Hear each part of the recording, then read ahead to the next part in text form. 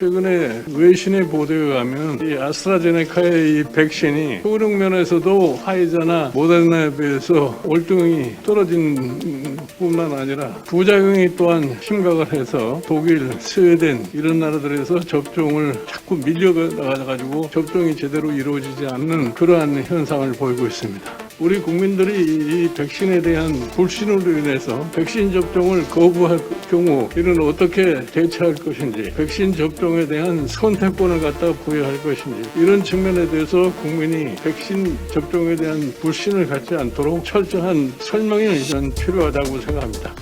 코로나와 관련해 가지고서 백신을 처음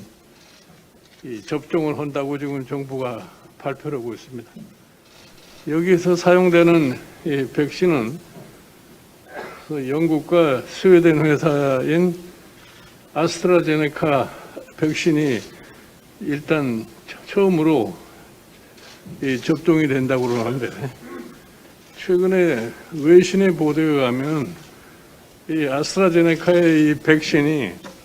효능 면에서도 화이자나 이 모더나에 비해서 월등히 떨어진 뿐만 아니라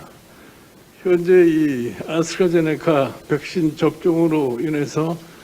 각 나라에서 나타난 현상을 볼 것 같으면은 이 부작용이 또한 심각을 해서 지금 불란서, 독일, 스웨덴 이런 나라들에서 접종을 하는 과정 속에서 자꾸 밀려나가가지고 접종이 제대로 이루어지지 않는 그러한 현상을 보이고 있습니다. 이 부작용이 특히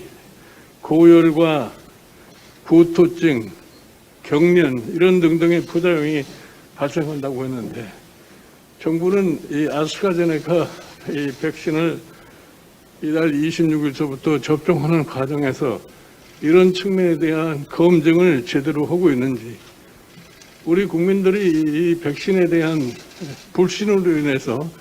백신 접종을 거부할 경우 이는 어떻게 대처할 것인지, 과연 정부가 앞으로 백신과 관련해서 국민에게 백신 접종에 대한 선택권을 갖다가 부여할 것인지, 이런 측면에 대해서 국민이 백신 접종에 대한 불신을 갖지 않도록 철저한 설명이 저는 필요하다고 생각합니다. 일단 이 정부가 과거에 얘기를 하기를 왜 우리가 백신을 이렇게 늦게 도입하느냐고 했을 적에 다른 나라에서 백신 접종을 보고 그 효과가 안전한지 안 하는지 이런 거를 본 다음에 우리가 백신 접종을 하는 것이 더 좋겠다고 그렇게 얘기를 했는데,